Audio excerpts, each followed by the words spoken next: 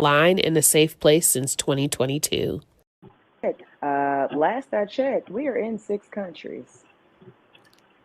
It's beautiful. It's a beautiful thing. We in 6 countries. That's what I know. Yes. So that's the thing that stands out to me. Shout out to everybody. Shout out to everybody. We love y'all. Yes. Thank y'all for listening. Continue to listen. Tell people about us. Come be guests. Give us topics. All the things. Hello, friends, and welcome to the Healing Corner podcast, where we are having honest conversations in a safe space. We are joined today with a special guest. And so we are going to let our guest introduce herself. We are going to introduce ourselves, and then we will get our conversation started. Go ahead, Danielle. Hey everyone, my name is Danielle Roberts. I am an anti-career coach, and I help millennials change their relationship with work, reject hustle culture, and experience more balance and beauty in life. Awesome. Go ahead, Deb. Hi everyone. Deb, you can call me Deb Williams. You can see me as a consultant, intuitive. That's what I like to do online. But definitely check out debshealingcornerstone.com to get more information and background about what I like to do. And my name is Yamana. The internet knows me as Coach Yams, and I am helping millennial professional women to live on purpose, unapologetically, and to stop doing shit out of obligation, because it's your life to live. And I do other things too, virtual dance parties and such. But if you're curious about more of the things that I do outside of the podcast, go to CoachYams.com. Okay, so here we are. As an anti-career coach, can you tell us what that means for people that would possibly need your services? Yeah. So I'm not a regular career coach. I'm a cool career coach, because regular career coaches, they want to help people find their dream jobs. And my approach is that dream jobs don't exist. Work was never meant to check every single box. And the fact that we are looking for a dream job is keeping us more stuck than we even realize. And rather than just focus on what job title we need to look for and the money that we need to make and all of the stuff that we want to buy and accumulate with that paycheck, we need to really look internally and figure out how to express more of who we are in our everyday work, because fulfillment is an inside job. Like, there's always going to be more money to make. So that means we're never going to feel like we have enough of it. But when we look at our work through the lens of aligning with our values and capitalizing on our natural strengths, then we feel authentic in our work. We feel like we don't have to fake it for 8+ hours a day, and we make more impact in the world that is aligned with our unique mission and vision. So that's what I work with my clients to do, is peel back the layers of what society told you about what success and happiness are supposed to look like. Forget all of that, forget other people's expectations of you, and redefine what it means for yourself. And probably look at yourself in a way in your career that you've never done before, because it's not your parents' professionalism, and they don't teach you how to do this stuff in school for a reason. Yes. And yeah, to add to that, like what you said at the end there, the way that we have done things traditionally worked back when it was the time period for that.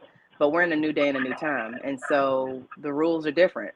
They're ever changing, and we have to do a thing that aligns with who we are, because we spend a lot of time in these places. And if you're having to put yourself in a little box over here to show up in this space that makes you feel whatever it makes you feel, is the trade-off of money, benefits, whatever, really worth it? So yeah, thank you for the work that you do.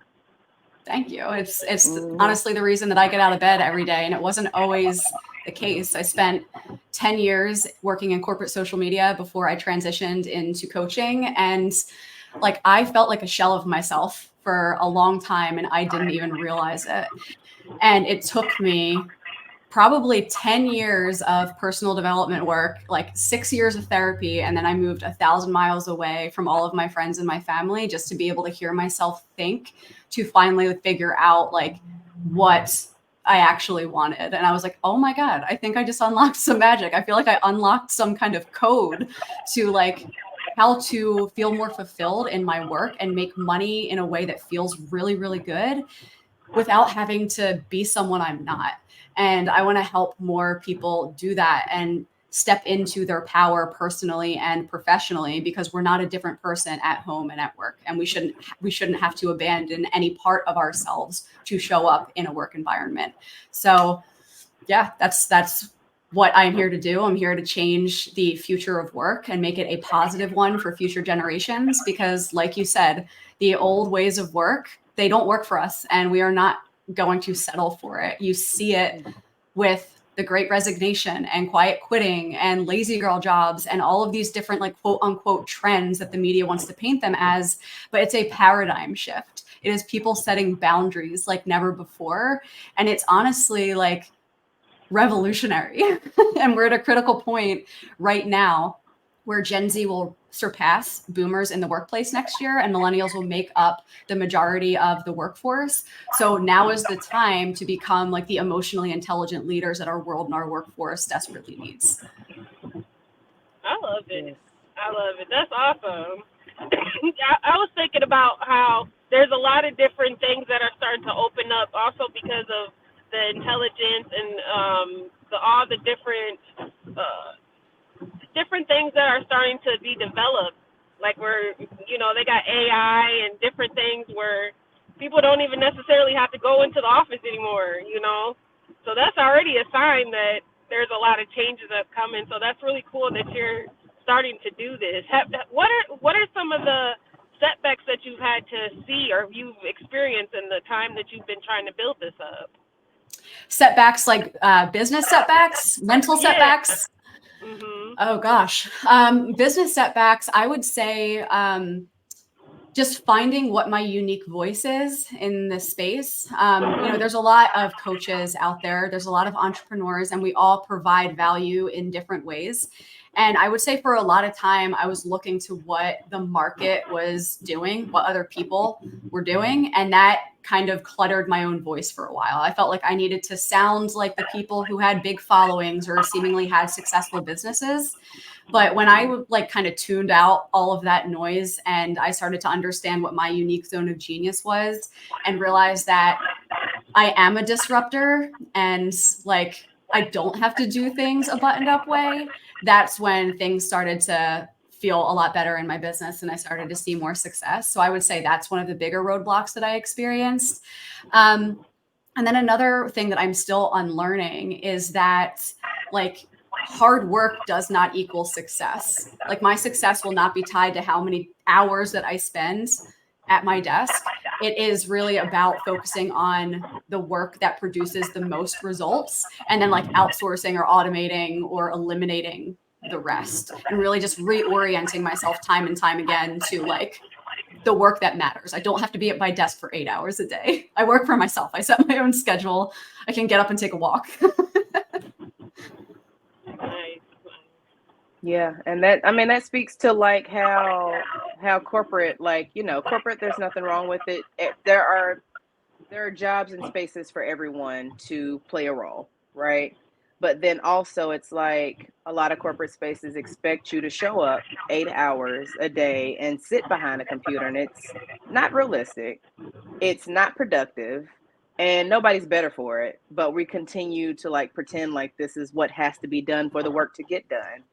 And then in addition to that, I know there's been a lot of people who have been working from home, been working remotely for years now because pandemic and all of that. And then a lot of corporations are starting to require people to come back into the office. And I know my theory is control. Do you have a theory on what it is beyond that of why they have people in the office?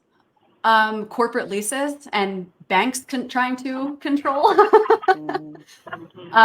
Yeah, because the banks, I mean, won't make the money if they're not leasing out the corporate spaces. So I think it's control no matter what way that you look at it. And we have evidence now that we do not need to work 40-hour weeks. We're seeing that the 4-day work weeks not only helps in employee productivity and employee happiness, but they're yielding better results for the organizations that are implementing them. And that means employees are staying. It costs 3 times as much as an employee's salary to replace them than if you just invested in their own growth and actually listened to what their wants and needs are and what they cared about. Like, it's really not that hard when you think about it. They're just at this point, we understand that they are choosing to ignore it and say this is just business as usual. We're just trying to uphold the status quo. So like I said, it's like a critical friction point right now. And I'm interested to see how it unfolds over the next half decade to decade. Yeah. Dave, you got something? I wanted to talk about I was going to say what we talked about earlier a little bit, how she was saying how long the program lasts with her to, kind of walk her clients through that. Could you kind of expand on that again? Yeah, for sure. So when my clients work with me one-on-one, it's through my anti-career container, which is a 10 to 12 week program. And it's not a week-to-week structure because everyone has a unique set of circumstances and has a different starting point. But generally, the first several weeks are all about doing a deep dive on your work view, your life view, what your values are, what your natural strengths are. And when I mean values, I mean your internal values, which are the core of who you are and what you lean on to make hard decisions. And your external values are the impact that you want to make on another person, your community, or the world at large. And then your natural strengths are your engagement with the work that you do. So your level of focus while you're working on specific tasks, or your energy levels, which is how you feel after working on those tasks. And in all of those things, my job as a coach is to look for the themes and the consistencies, read between the lines of some of the things that you are not saying. And from there, what we do is we identify what your zone of genius is through all of that. And that's essentially a statement that applied to multiple career paths is a reflection of who you are and how you work best. And then from there, we go into this process that is, I call microdosing the experience of what it would be like to pursue different paths. So from your zone of genius, we identify 5 or 6 different paths that could be a good opportunity for you. And then we engage in this process of experimentation where you talk to people in those fields. You perhaps do a freelance opportunity or volunteer or do a side project to gather evidence about what it would be like to do that path rather than having to pivot entirely, get 6 months down the line and figure out that like, oh, maybe I don't like this. So it becomes a process of the container. To answer your question, it's a process that allows us to cultivate curiosity and reflection to make better decisions about our career paths and what we decide to pursue. And then we kind of wrap up with whenever you decide, how do we translate that into a practical element like a resume, cover letter, LinkedIn profile, or an ideal customer avatar, offer suite, and marketing strategy for business owners. So no matter what career path you pursue, you will be supported both in mindset and in strategy to bring it to life. I love it. And I like how you also said that you're able to have clients everywhere. So that's really cool. So if you guys are interested in working with her, we will have information regarding how to contact her in the description box. But that's really cool. Yeah. And I'm also, my wait list is open. I am launching the Anti-Career Academy, which is a signature course. And you also get access to live coaching and community. So if you don't have the funds to work with a coach one-on-one, this is a more financially accessible way to still get access to all of the goods in a structured format and still get that community support that helps you to move forward. Excellent. So I know that you said yeah, I was going to say the wait list is open. When will it be available for people to have access to it? Yeah, so doors will officially open on January 8th, but by joining the waitlist, you will get access to exclusive bonuses and then major discounts since it's the first time that I'm launching. So definitely get on the waitlist so you can be the first to know when it drops. Nice. Nice. My question would be for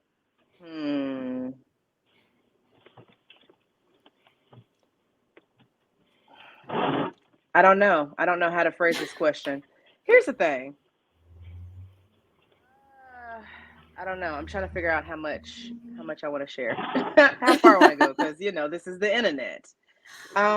What advice or guidance would you give someone who feels that they are in a workspace, who's not in your program maybe yet, or who's considering just options outside of themselves? What encouragement or advice would you give for someone who is dealing with a work environment that is difficult, and not because the work isn't getting done or because standards aren't being met, but because conforming to what work culture expects versus who a person is and how they show up is a conflict?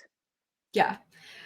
So my advice would be that number one, permission to be human, like permission to admit to yourself that this sucks and it's not an ideal situation for me to be in. And number two, permission to allow myself to be human. So when I'm in that environment, it's going to take a lot of my energy. Like I'm not going to feel mentally or emotionally or psychologically safe. So what environments outside of the workplace can I create for myself to feel seen, safe, and supported? Because you're not meant to do any of that alone. And third, what is the next best step for me to take based on the information that I have about my environment right now? If it's truly a toxic environment, like you're not going to be able to change that environment. And it's going to be really hard to change how you operate within it. So the next best step might be to find a safer environment for you to operate in. If it is just a really stressful environment that is not toxic, it's how do I change how I operate within this environment? How do I structure my days around those draining activities and maybe create meeting buffers or make sure I'm getting up and taking a walk after a particularly stressful meeting? Or how can I give myself something to look forward to after I clock out for the day? So with all of those examples, like what is just the next best step that I can take? Because usually when we're in those environments, like I need to get out, I need to figure out what that thing is. I don't know what I want to do next, but I can't stay here. And we go into this cycle and we don't need to have all of the answers to move forward. All we need to know is what we know about ourselves and our situations right now, and then engage our logical thinking and our emotional intelligence to say, like, what's here for me? What do I have to take from this? And where do I go next?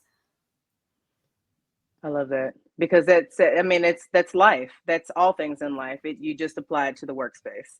You can't eat the elephant at one time. You have to bit by bit. Okay. Yes. Yeah. Our days make up our That's lives, right? Like if we aren't enjoying the process of our days, then we are not going to enjoy the outcome that we think we are working toward, right? Yeah. Whenever we set a goal in our career, in our life, it's not about achieving that thing. It's about how we think we will feel when that goal has been fully realized, right? Like I want to be an entrepreneur because I want to make a lot of money, but underneath of that money value is freedom. I want to feel more free. I want to have the autonomy to make the choices that I want to make. So that gives us guardrails around how we make our choices and whether or not we make certain decisions for ourselves. Yeah. I wanted to ask a question. So, Danielle, what are your thoughts on like business school and stuff like that? Do you have any connections to that, or how do you feel about that when it comes to clients? Do you have any clients that want to pursue that, or how does I have a lot of people who say, like, I want to change paths, so the natural next step is for me to go back to school and get a different degree. First of all, no, unless you need to go and get like a specialized degree, like law, medicine, like something that requires you to practice legally somewhere, you don't need to do that. You have transferable skills. And again, going back to the microdosing, the experience of what it would be like, you don't want to spend all of that time, all of that energy, all of that money to go to school, get the degree, get 6 months into that career path and be like, shit, it's not this again. You know? So again, like, all right, I want to go back to business school because I want to start a business. What kind of business do I want to start? What other successful businesses do I know? Or what other business owners am I inspired by? What was their path like? What path did they take? Did they go to school? Did they take a certification program? Did they have a mentor? And you you explore and you gather evidence about what paths exist within business ownership. So you can make an informed decision. You have those conversations about what it would be like. I can't tell you how many, like, my business has gotten to the point that it has because I was willing to fall flat on my face and be cringe online and ask other entrepreneurs who I saw were successful, like, what did you do to get here? If you were in my spot, what would be the next 3 steps that you would take? Who would be the next 3 people that I should talk to? Can you create an introduction for me? And I just repeated that process time and time and time again. That is going to yield more success for you than going back to school, because, at least in my opinion, because school does a great job at teaching the theory of things, right? But traditional education often operates 10 years behind the real world and is taught by, I've loved my professors and my teachers, but they also are academics, and a lot of them are tenured and do not actually work in the fields that they are teaching. So they don't have that full scope. So it might not be the best avenue to go back to school. I would say talking to the real people who are doing it and then engaging in a process of like implementing and learning, that is going to yield much better results faster, because it takes it from existing up here into like having the concrete evidence of what works and what doesn't. And one of the other things that really helped me when I was trying to change paths, and I had asked myself, should I go back to school? Was like, I realized I read like all of these, like all of the self-help books in the world, right? I just need to read one more book. I need to take one more class. And then I will feel confident and qualified to do the work that I want to do. You don't know my life. It's a procrastination tactic. It's honestly a form of self-sabotage, because knowledge is one thing, but implementation is an entire other thing. How you think about what it will be is often very different than what it actually is. Like, I thought, I want to start a business. I want to be a career coach. And here I am 2 years later, like, anti-career, F the system, you know, like. Yeah, that's real. I've learned who I am through the process of doing, rather than thinking about who I am through the process of doing. Yeah.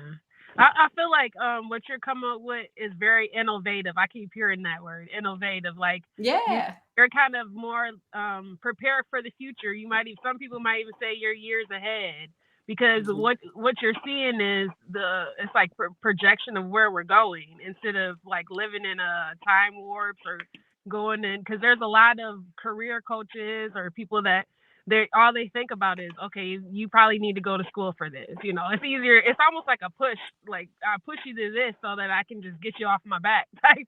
Yeah. And then you just go in a circle. You're in school and you're wondering, like, I didn't spend all this money and it's not even going towards anything, or I still didn't accomplish what I needed for my particular business that I want to start. And especially with all these different things that we can create, and there is no school for it. Like, yeah. So my favorite question is why. Like, why do we want the things that we want? Why do we want the things that we have? Why are we working toward the goals that we have?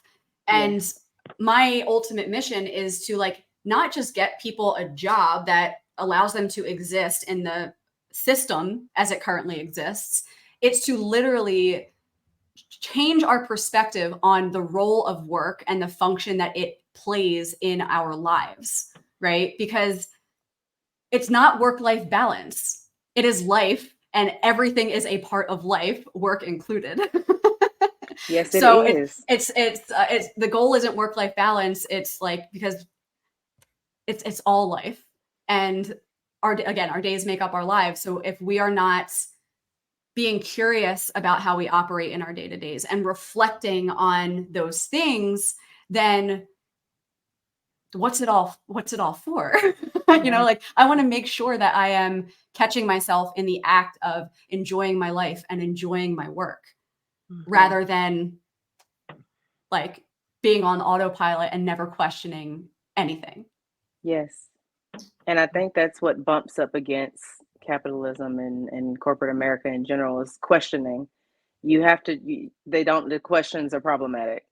Yeah, they don't want us to ask And questions. they don't want to ask questions because they don't have the answers, or they don't want to have to come up with the answers, or they don't want to I'm share gonna have to check the to see if my answers. FBI agent called me during this conversation, right? To be like, Yeah. excuse me, you're on Yeah. something here. Yeah, like, and yeah. And it's interesting because like for me, like my whole business is built on the fact that I planned on being in corporate. Child, I plan on being in corporate until these student loans was forgiven, because why not? Like it's an option working in public service. Why not allow things to work in my favor? But because of who I was when I began the job that I'm in 10 years ago versus the woman that I have become post pandemic, post entrepreneur. I've been an entrepreneur for almost 2 years. In addition to working a full-time job, I'm a very different person than when this journey even began. And it is life. Work is just a component of life. Work is not people's lives. And it feels like the job wants you to show up and this be your life. And it's crazy. It's crazy. I feel like I'm in the Twilight Zone sometimes. And also And permission to pivot, right? Like you are supposed to be a different person than you were 10 years ago. You are supposed to grow and evolve and want different things for yourself because your life circumstances change. I used to love the hustle. Like I wanted to be at every networking event. I wanted to have my calendar stacked full and my plate stacked a mile high. It was a trauma response, but I know that about myself now. Now my social battery runs out so fast, and I want nothing more than to like sit on my porch and have a coffee and read my book and be left alone.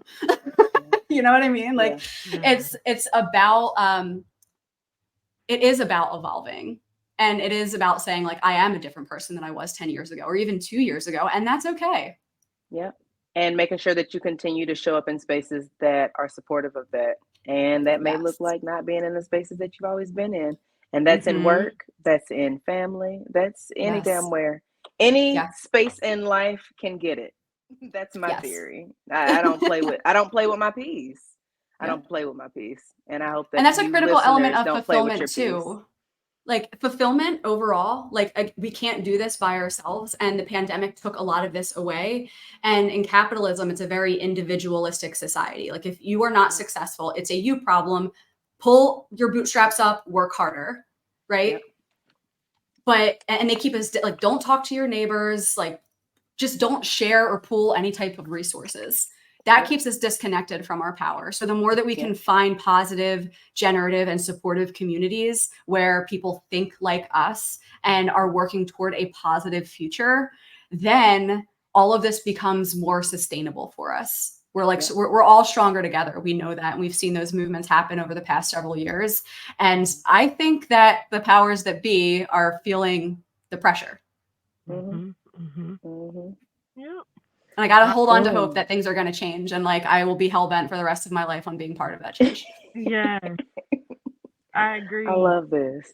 Awesome. Deb, do you have any final questions? Okay. Before we close this thing out, because we're down to the last few minutes. Okay. I don't have any questions. I did want to, because I was thinking about how when I was younger, I remember there would be certain people, like older people, that would talk about, well, if you, whatever you're doing, if you love it, then it's not work. And, I would always think like, man, so that's going to be my goal. I want to make sure that whatever I'm doing, I love it. And it's not something that's like, wearing on me or draining on me. And, when I decided to step into this entrepreneurship, it was something that I had already built myself up to, because even when I was in school, I was doing a lot of the things that I ended up doing. But it was like every time I would do it with an organization or another company, it was always their restrictions, or they want you to do it a certain type of way. And I would always find like a more innovative way to do it.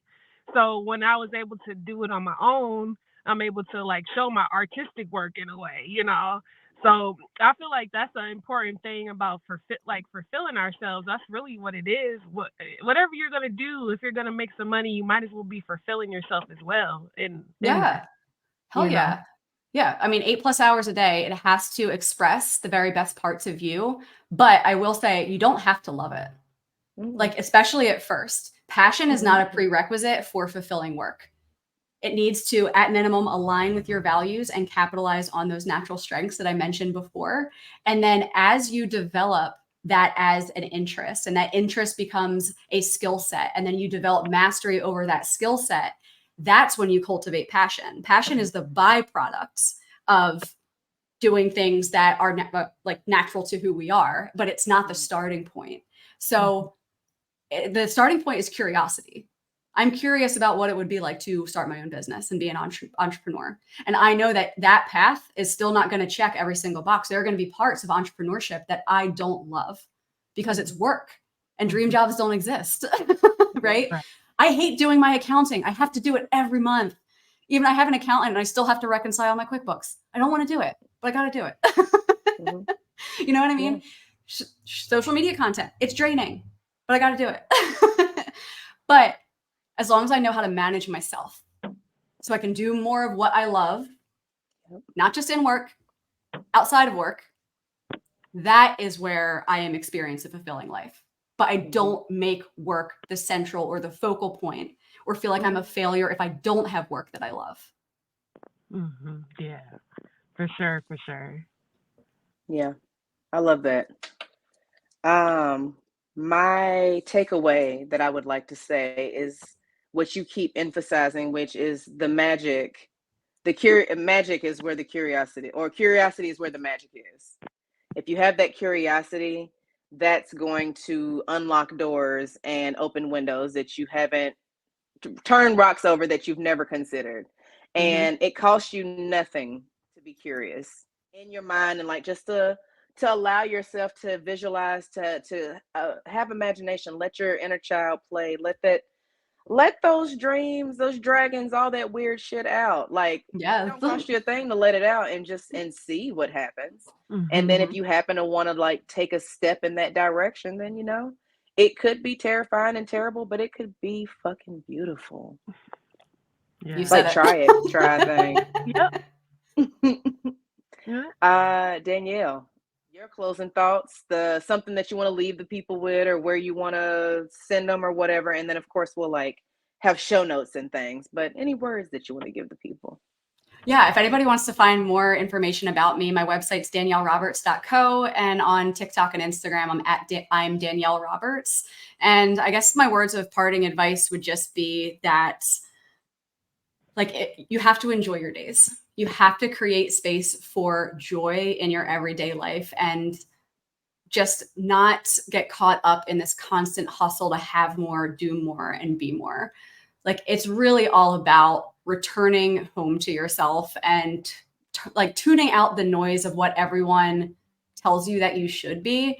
Because like when you do that, when you embrace this process, like you stand not just in your own power, but you give other people permission to stand in their power too. And like the world just needs more of that. So like your fear, like it's false. Like you are okay to take the next step, and just call on your community to help in the times when those steps feel really impossible. What they say, fear is what? False evidence appearing real. Love that. Yeah. Yep. Okay. Well, we're going to get out of here. Thank you so much to everyone who listens to the Healing Corner podcast. If you're new here, thank you for joining. If you repeat, thank you for joining. If you got something out the show, share it with somebody. Tell a friend, tell a coworker, whoever. Let the people know, because we want to be the people who help the paradigm shift. We want to expose those options that are available to us beyond what we've always done, because that's what people told us we needed to do and how we need to do a thing. Options are available. Let's help spread the word that we know some people that know the options that's available. Thank you, Danielle, for being on here and sharing your wisdom and your encouragement and your light. And yeah, we'll talk to y'all next time. Thank you so much. Thank you for having me. Yes.